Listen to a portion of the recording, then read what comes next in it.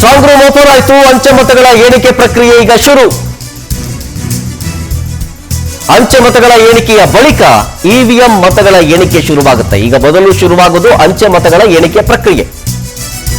So ಮತ ಎಣಿಕೆ ಕೇಂದ್ರಗಳ ಸುತ್ತ 3 ಹಂತದ ಭದ್ರತೆಗಳನ್ನು ನಿಯೋಜನೆ ಮಾಡಲಾಗಿದೆ. ಈಗ ಈ ಡೆಲ್ಲಿ ಫಲಿತಾಂಶದತ್ತಲೇ ಇಡೀ ದೇಶದ ಚಿತ್ತ ನೆಟ್ಟಿರೋದು. ಡೆಲ್ಲಿಯಲ್ಲಿ ಹಾಗಾದ್ರೆ ಆಮ್ ಆದ್ಮಿ ಪಾರ್ಟಿ ಹ್ಯಾಟ್ರಿಕ್ ಗೆಲುವನ್ನ ಬಾರಿಸುತ್ತಾ 70 ವಿಧಾನಸಭಾ ಕ್ಷೇತ್ರಗಳಿಗೆ ಎಲೆಕ್ಷನ್ ನಡೆದಿದೆ. ನೋಡಿ, ಆಲ್ರೆಡಿ 2 ಪಾಯಿಂಟ್ ಬಂತು.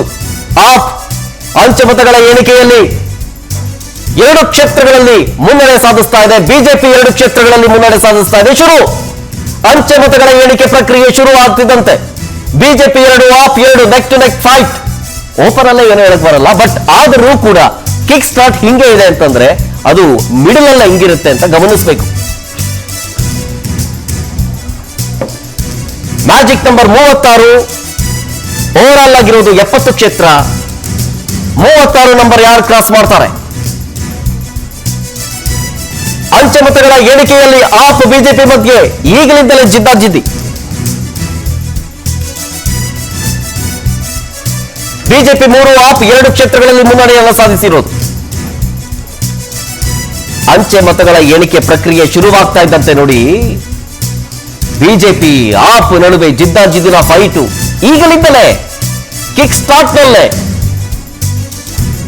ಈಗಲೇ ಹಿಂಗೆ ಅಂತಂದ್ರೆ ಇನ್ನು ಹೋಗ್ತಾ ಹೋಗ್ತಾ ಇದರ ಕಾವು, ಇದರ ಬಿಸಿ ಜೋರಾಗಿ ತಟ್ಟುತ್ತೆ. ಅದಕ್ಕೆ ಬೆಸ್ಟ್ ಎಕ್ಸಾಂಪಲ್ ಈಗ ಅಂಚೆ ಮತಗಳ ಎಣಿಕೆ ಪ್ರಕ್ರಿಯೆ ಶುರುವಾಗಿದೆಯಲ್ಲ. 70 ಕ್ಷೇತ್ರದಲ್ಲಿ 5 ಕ್ಷೇತ್ರದ ಮತ ಎಣಿಕೆ ಶುರುವಾಗಿದೆ. ಅದರಲ್ಲಿ 3 ಬಿಜೆಪಿ, 2 ಆಪ್. ಈಗ 4ಕ್ಕೆ ಹೋಯ್ತದು. ಬಿಜೆಪಿ 4 ಕ್ಷೇತ್ರಗಳಲ್ಲಿ ಮುನ್ನಡೆ, ಆಪ್ 3 ಕ್ಷೇತ್ರದಲ್ಲಿ ಮುನ್ನಡೆ. ಈಗ ಕ್ಷಣ ಕ್ಷಣದ ಲೈವ್ ರಿಪೋರ್ಟ್ ಇದು ನಾನ್ ಸ್ಟಾಪ್ ಪವರ್ ಟಿವಿಯಲ್ಲಿ. ಕ್ಷಣ ಕ್ಷಣಕ್ಕೂ ಕೂಡ ಈಗ ಹಾವು ಎಣಿಯ ಆಟ ಶುರು.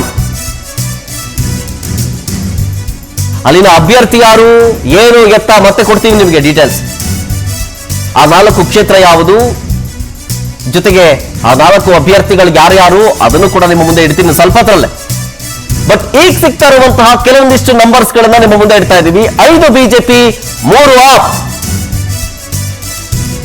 ಕಾಂಗ್ರೆಸ್ 0. ಸೊ ಈಗ 70 ಕ್ಷೇತ್ರದಲ್ಲಿ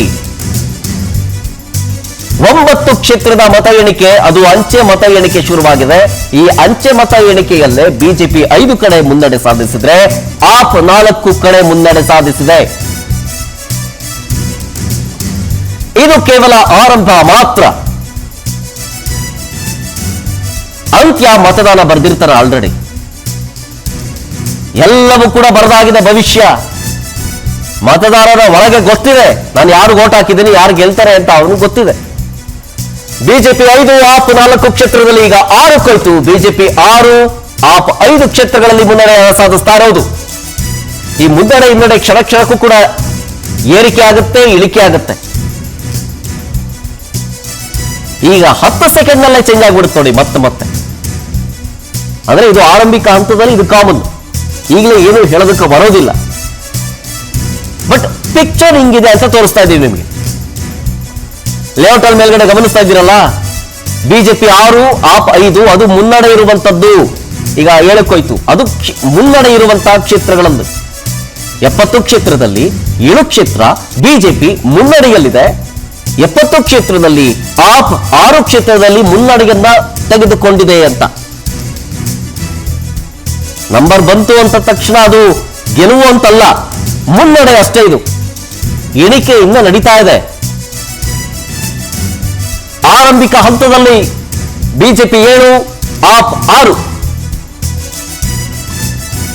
ಅಂಚೆ ಮತಗಳ ಎಣಿಕೆಯಲ್ಲಿ ಬಿಜೆಪಿಗೆ ಮುನ್ನಡೆ ನೋಡಿ. 1 ನಂಬರ್ ಜಾಸ್ತಿ ಆಯ್ತು. ಈಗ ಬಿಜೆಪಿ 8ಕ್ಕೆ ಹೋಯ್ತು, ಆಪ್ 6. ಇಡೀ ದೇಶದ ಚಿತ್ತ ವಿಧಾನಸಭಾ ಚುನಾವಣೆಯ ಫಲಿತಾಂಶದ ನೆಟ್ಟಿದೆ. ಆಪ್ ಗ್ಯಾರಂಟಿಗೆ ಮನಸೋತಿದ್ದಾನ, ನಮ್ಗಿದೇ ಸಾಕು, ಈ ಗ್ಯಾರಂಟಿನೇ ಸಾಕು, ಈಗ ಎಲ್ಲಿ ಚಾಲ್ತಿಯಲ್ಲಿದೆಯೋ, ಪ್ರಚಲಿತದಲ್ಲಿದೆಯೋ ಅದೇ ಇರಲಿ ಅಂತ ಆಪ್ ಅನ್ನ ಅಪ್ಪಿಕೊಳ್ಳುತ್ತಾ ಆರಂಭಿಕ ಮುನ್ನಡೆ ಬಿಜೆಪಿಗೆ.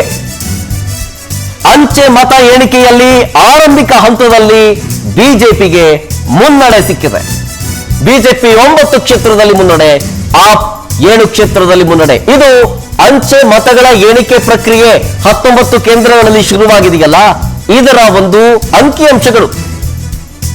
ಇದು ಕೇವಲ ಅಂಚೆ ಮತಗಳ ಮುನ್ನಡೆ. 19 ಕ್ಷೇತ್ರದಲ್ಲಿ ಫಸ್ಟ್ ಓಪನ್ ಆಗದೆ ಅಂಚೆ ಮತ ಎಣಿಕೆಯ ಕಾರ್ಯಗಳು. ಆ ಅಂಚೆ ಮತ ಎಣಿಕೆಯಲ್ಲಿ ಬಿಜೆಪಿ ಈಗ 10 ಕ್ಷೇತ್ರದಲ್ಲಿ ಮುನ್ನಡೆ, ಆಪ್ 7 ಕ್ಷೇತ್ರದಲ್ಲಿ ಮುನ್ನಡೆ.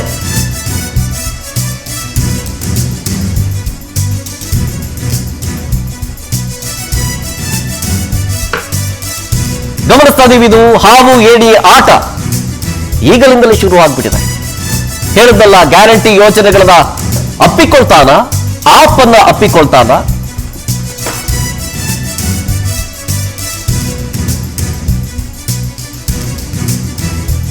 ಈಗ ನೋಡಿ, ಬಿಜೆಪಿ 11 ಆಪ್ 8 19 ಕ್ಷೇತ್ರಗಳ ಒಂದು ಅಂಕಿಅಂಶಗಳನ್ನ ಗಮನಿಸ್ತಾ ಇದ್ದೀರಿ.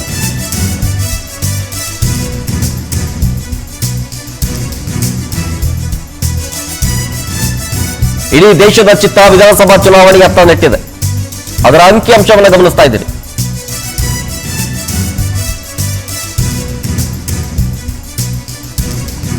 ಹತ್ತೊಂಬತ್ತು ಮತ ಎಣಿಕಾ ಕೇಂದ್ರಗಳಲ್ಲಿ ಅಂಚೆ ಮತಗಳ ಎಣಿಕೆ ಶುರುವಾಗಿದೆ.